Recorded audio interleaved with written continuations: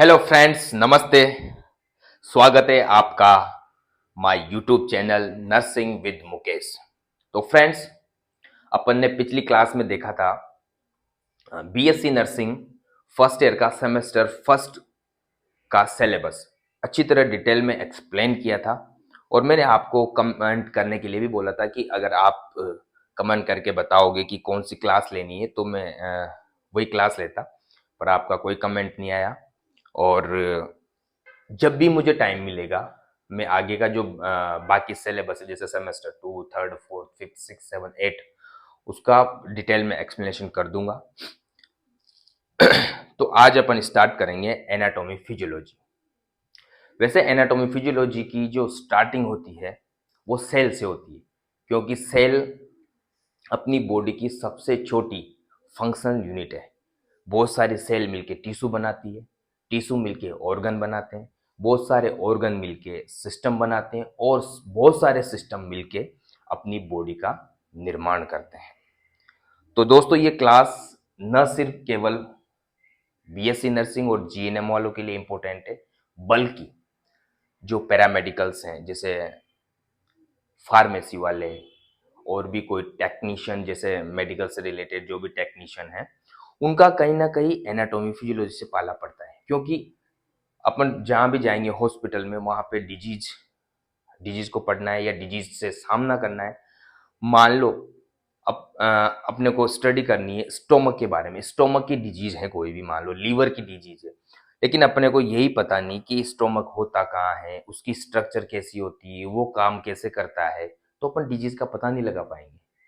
तो anatomy physiology is very important subject in all stream. जैसे आप डीएमएलटी कर रहे हो, डी फार्मा कर रहे हो, बीएससी और जीएनएम के लिए तो है ही सही। और वैसे भी देखो, कोई एक आम आदमी है, उसको भी पता होना चाहिए कि यार अपनी बॉडी कैसी होती है, इसमें क्या क्या, कौन कौन से अंग कैसे कार्य करते हैं, तो थोड़ा उनको भी नॉलेज होना चाहिए। तो ये बहुत ही इंपॉर्टेंट क्लास है, तो आप कंटिन्यू बने रहना इसमें, बहुत मजा आएगा। तो आज अपन पढ़ेंगे एनाटॉमी एंड फिजियोलॉजी का जनरल इंट्रोडक्शन। अभी सेल से स्टार्ट नहीं करेंगे, क्योंकि फर्स्ट क्लास से, उससे भी पहले क्या है, बहुत सारी ऐसी चीजें हैं जैसे एनाटॉमिकल टर्म्स हैं, क्योंकि बार बार अपने को एनाटॉमी फिजियोलॉजी में उसका सामना हुआ तो हमें दिक्कत होगी। तो पहले से अपन उसको क्लियर कर लेते हैं। एनाटॉमी फिजियोलॉजी क्या होती है, अपनी बॉडी का जनरल स्ट्रक्चर कैसा होता है, वो सारी बातें अपन आज इसमें वीडियो में करेंगे। तो दोस्तों, आज का टॉपिक पढ़ेंगे anatomy physiology. Anatomy and physiology general introduction.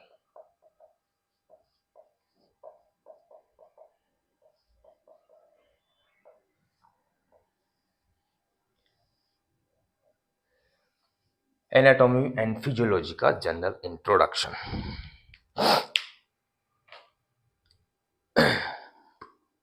अब अपन बात करें एनाटॉमी एंड फिजियोलॉजी की डेफिनेशन से पहले, उससे पहले बात करेंगे कि अपनी जो बॉडी है ना, बहुत ही सिस्टमेटिक तरीके से बनी हुई है। ऐसा नहीं कि एक ये जो बॉडी दिख रही है आपको एक है, नहीं, ये बहुत सारी सेल्स हैं, बहुत सारे टिश्यूज हैं, ऑर्गन्स हैं, बहुत सारे सिस्टम से मिलके बनी होती है, और सबका अपना अपना काम है बॉडी को एकदम हेल्दी रखने के लिए। अगर मान लो कोई सिस्टम, कोई ऑर्गन में कोई दिक्कत होती है या वो फेल हो जाता है, तो उससे सारी बॉडी अफेक्ट होती है, और उसी को बोलते हैं इलनेस, बीमारी, बीमार हो जाती है बॉडी। तो एकदम अपनी बॉडी को हेल्दी रखने के लिए सारे सिस्टम, सारे ऑर्गन एकदम हेल्दी होनी चाहिए, एक दूसरे से जुड़े होते हैं। कि स्टोमक में कोई प्रॉब्लम होगी तो शायद वो लीवर से रिलेटेड हो, उससे स्टोमक जैसे इंटेस्टाइन में भी कोई उससे फर्क पड़ेगा। तो ये सारी एक दूसरे से ऑर्गन एक दूसरे से रिलेटेड होते हैं। तो अपन बात करेंगे अब, एक बहुत ही इंपॉर्टेंट चीज है वो आपको पता होनी चाहिए कि अपनी जो बॉडी बनती है वो कैसे बनती है। कई बार ये क्वेश्चन पूछा जाता है कि what is the right sequence to formation of body. तो सबसे पहले सबसे छोटी यूनिट होती है वो होती है सेल। सेल, बहुत सारी cell, the functional unit of the body cell, बहुत सारी सेल मिलके बनाती टिश्यू। बहुत सारे टिश्यू मिलके बनाते हैं ऑर्गन, बॉडी ऑर्गन। बहुत सारे ऑर्गन मिलके बनाते हैं सिस्टम, बॉडी सिस्टम। और ये सिस्टम मिलके बनाते हैं ह्यूमन बॉडी।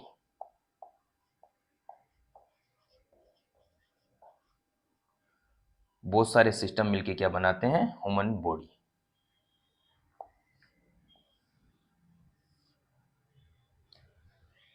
ऑर्गन में कोई दिक्कत हो जाए तो सिस्टम में दिक्कत होगी, सिस्टम में कोई दिक्कत हो जाएगी तो ह्यूमन बॉडी में दिक्कत होगी। तो ये कई बार एग्जाम में क्वेश्चन पूछा जाता है, ऑप्शन दे दिए जाते हैं आपको कि सीक्वेंस बताइए, पहले ये दे देंगे या सेल यहाँ दे देंगे या सिस्टम लास्ट में दे देंगे।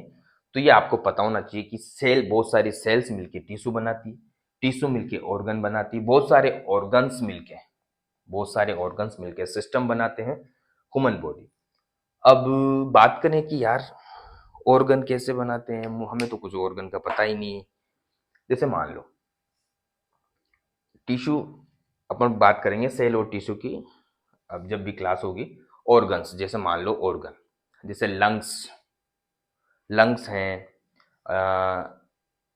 ट्रेकिया है, ये ट्रेकिया जहाँ से सांस जाती है, ट्रेकिया।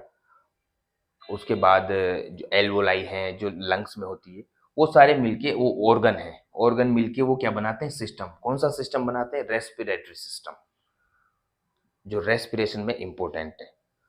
तो अपन जब भी रेस्पिरेशन सिस्टम पढ़ेंगे तो उसमें डिटेल में बात करेंगे, अभी जस्ट जनरल इंट्रोडक्शन है। तो ये आपको पता होना चाहिए कि सेल, सेल मिलके बनाती टिश्यू, टिश्यू मिलके बनाते हैं ऑर्गन, ऑर्गन्स मिलके सिस्टम, और सिस्टम, बहुत सारे सिस्टम मिलके बनाते हैं बॉडी। तो ये आपको पता होना चाहिए। अब अपन बात करेंगे एनाटॉमी की। क्या होती है एनाटॉमी?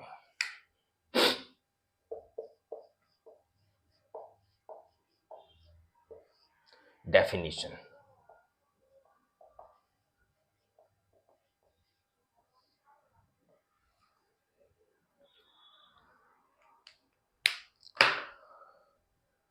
एनाटॉमी वैसे तो आपने 12th 11 12th में अगर जो साइंस स्ट्रीम से होगा उसने जरूर पढ़ी होगी, या फिर नीट की तैयारी जिसने की है उसने, साइंस स्ट्रीम वालों को तो ये टॉपिक आया ही होगा। बट आर्ट्स वाले जो जीएनएम कर रहे हैं उनको थोड़ी दिक्कत हो सकती है, पर कोई नहीं, मैं हूं, कोई दिक्कत नहीं होने दूंगा।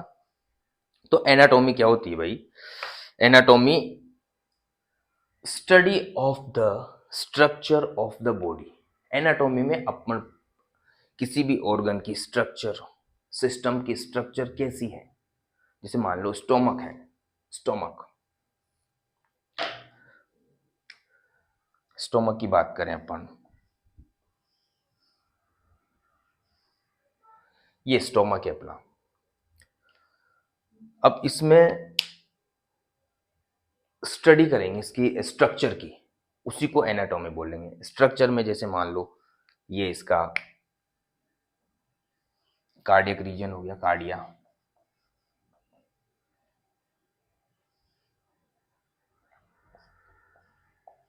ये फंडस, ये होती है बॉडी, इसको थोड़ा सा, ये पाइलोरिक, एंट्रम, और ये जो पार्ट है जहां से ड्यूडेनम जुड़ी रहती है,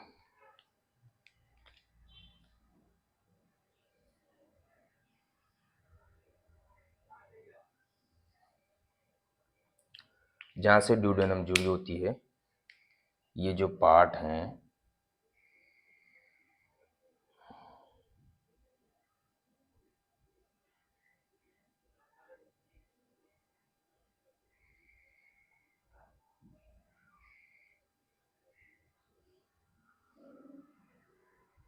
ये वाला पार्ट, इसको बोलते हैं पाइलोरस, और ये होती है ड्यूडेनम। ड्यूओडेनम, और ये होती है इसोफेगस।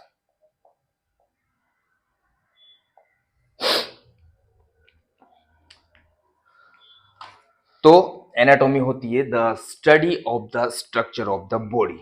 तो अपन ने इसकी, जैसे स्टोमक है, इसकी स्टडी, स्ट्रक्चर की स्टडी करनी है। जैसे मान लो कि इसमें कौन कौन से पार्ट होते हैं, सुपीरियरली किससे जुड़ी होती है। जैसे सुपीरियरली, इसोफेगस, सुपीरियर का मतलब था ऊपर, इसोफेगस से जुड़ी होती है।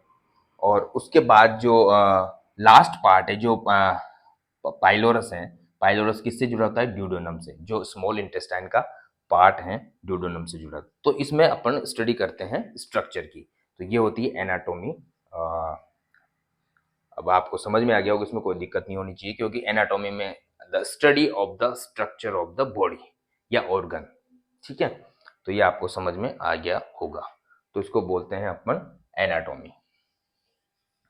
अब अपन बात करेंगे फिजियोलॉजी की। एनाटॉमी मतलब समझो आप स्ट्रक्चर, किसी भी ऑर्गन की स्ट्रक्चर या सिस्टम की स्ट्रक्चर की स्टडी करते हैं, तो वो हो गए एनाटॉमी। अब अपन बात करते हैं फिजियोलॉजी की। Physiology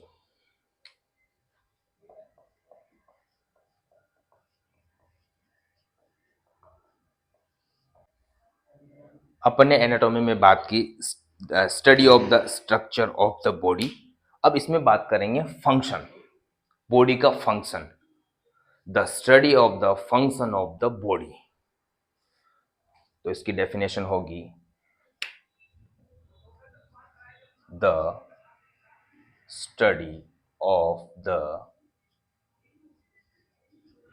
function of the body. ये इसकी डेफिनेशन है। एनाटॉमी की डेफिनेशन मैं लिख देता हूं आपको, अगर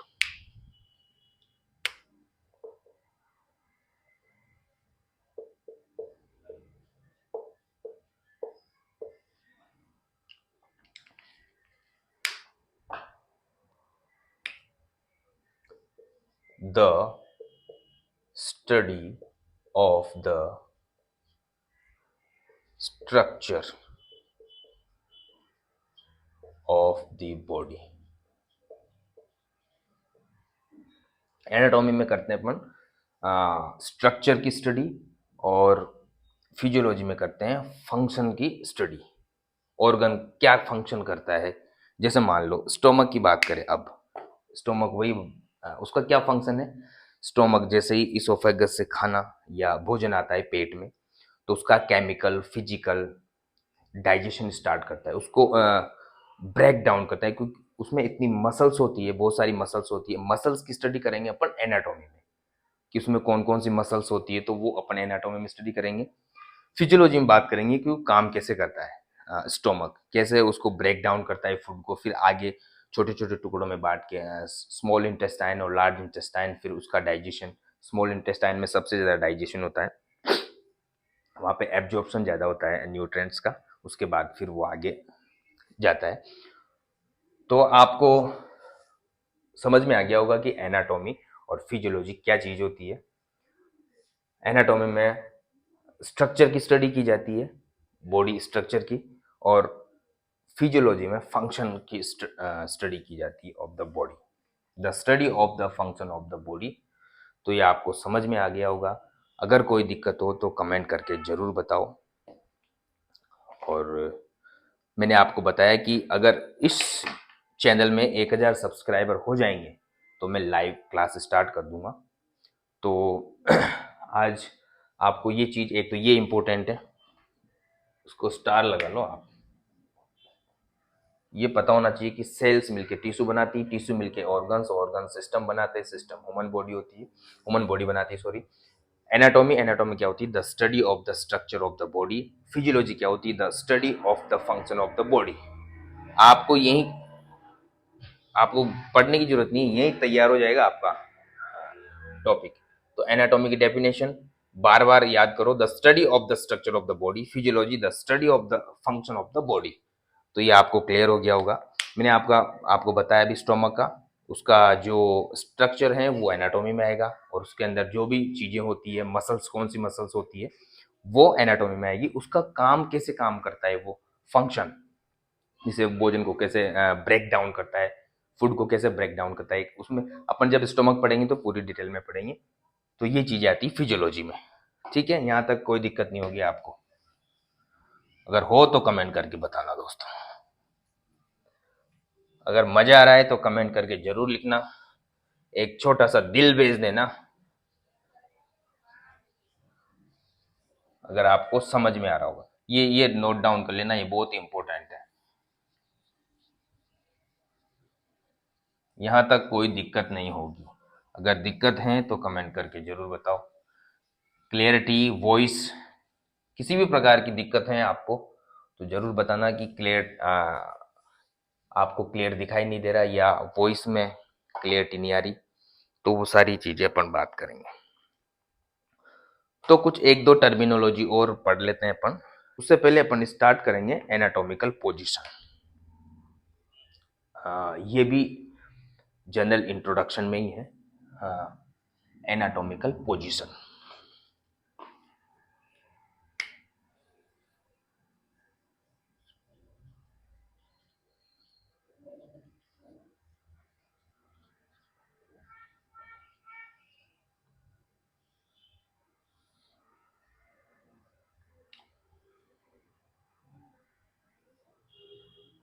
ये अपने सिलेबस में शायद फर्स्ट टॉपिक है, जो एनाटॉमी का सिलेबस है उसमें।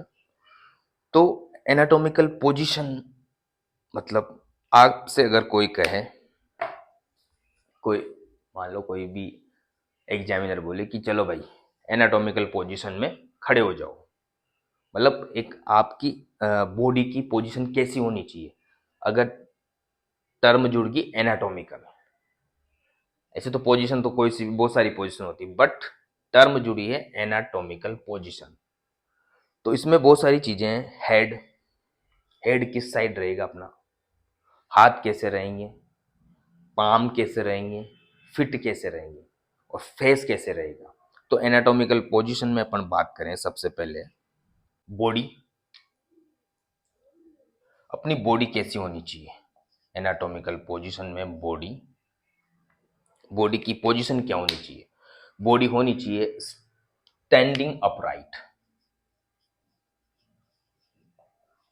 स्टैंडिंग अपराइट, यानी बॉडी एकदम सीधी, ऐसा नहीं कि ऐसे खड़े हो, नहीं।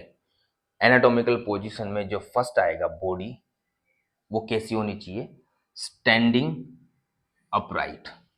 ठीक है, यहां तक कोई दिक्कत नहीं होगी आपको। उसके बाद आता है हेड।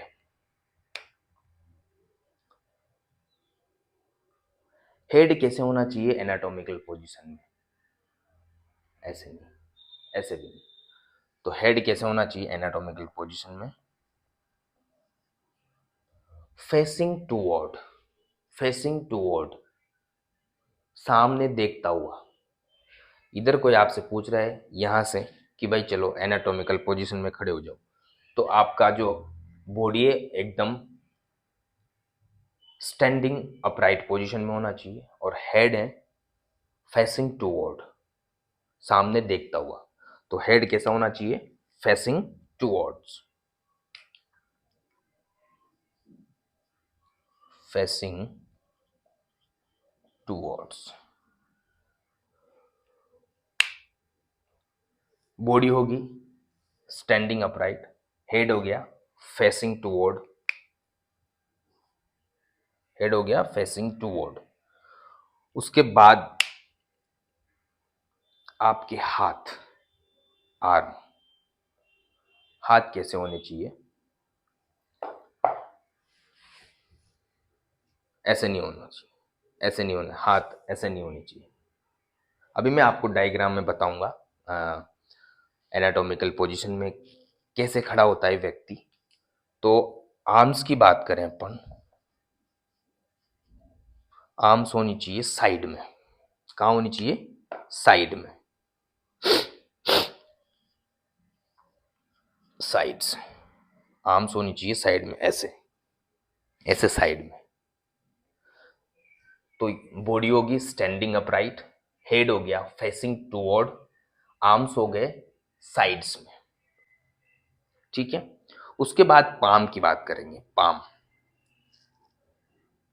पाम ऐसे, बिल्कुल ऐसे होनी चाहिए हाथ, फेसिंग टुवर्ड, ये भी सामने देखते हुए होनी चाहिए। पाम्स, हथेलियां, पाम्स कैसी होनी चाहिए इस पोजीशन में? पाम्स होनी चाहिए facing, facing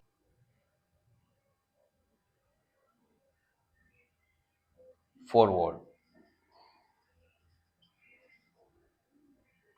facing forward.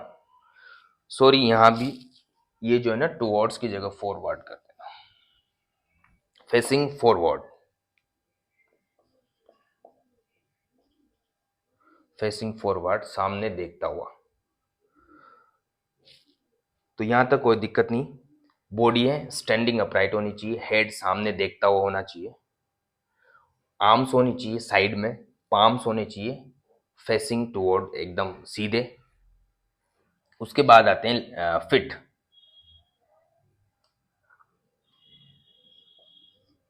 Fit यानी पैर, पैर कैसे होने चाहिए? दोनों ऐसे ही, ऐसे खड़े हो जाओ, नहीं, एकदम टुगेदर, एक साथ।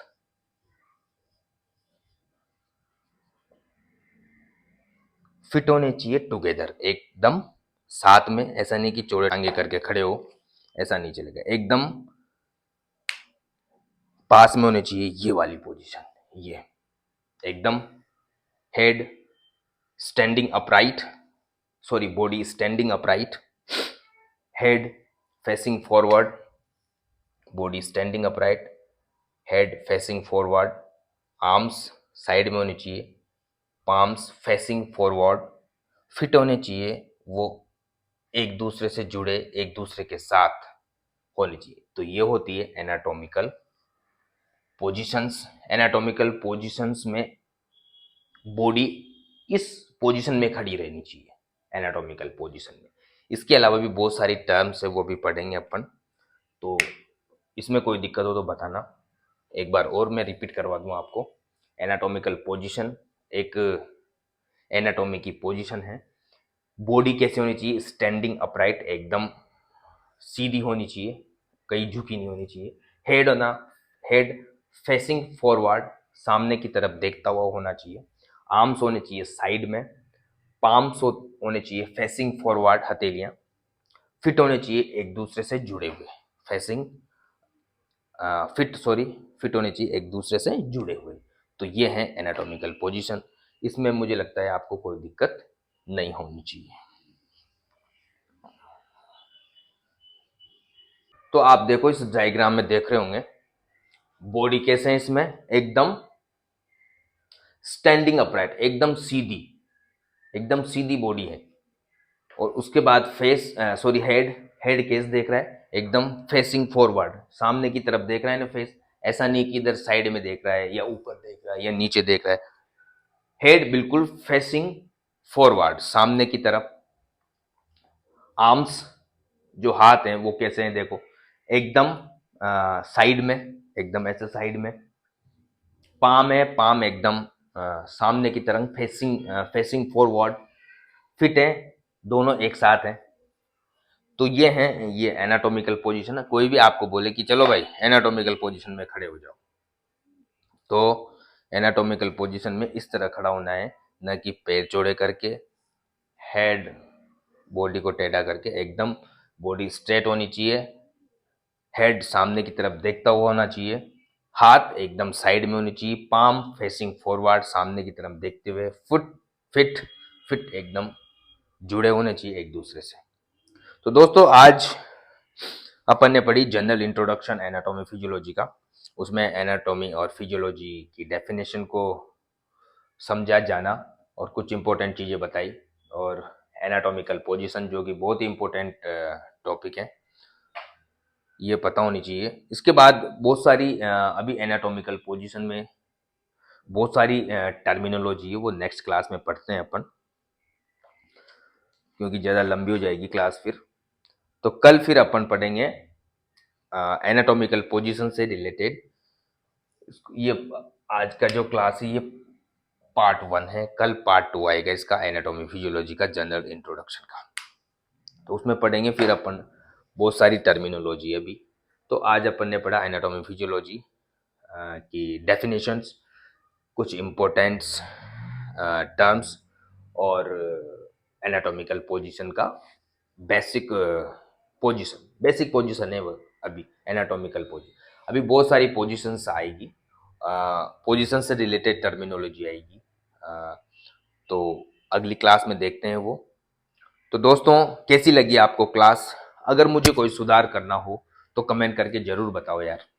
और आपका सपोर्ट चाहिए, बस आपका सपोर्ट रहा तो मैं 100%, आप 50% मुझे सपोर्ट करो, मैं आपको 100% मेहनत करके दूंगा और पूरा कोशिश करेंगे। अभी एक दो क्लास है, थोड़ी बोलने में, थोड़ा समझाने में थोड़ा सा दिक्कत आएगी, तो धीरे धीरे वो भी देखो हो जाएगा। तो मिलते हैं दोस्तों नेक्स्ट क्लास में, फिर वही एनाटॉमी फिजियोलॉजी का जनरल इंट्रोडक्शन की सेकंड क्लास में। तो कोई अगर कोई चीज़ समझ में नहीं आई तो कमेंट करके कमेंट बॉक्स में ज़रूर बताना, और अपने दोस्तों को शेयर ज़रूर करना, जिसकी वजह से और स्टूडेंट भी इस क्लास से लाभ ले सके। तो मिलते हैं दोस्तों, तब तक के लिए बाय, शुभ रात्रि, टेक केयर।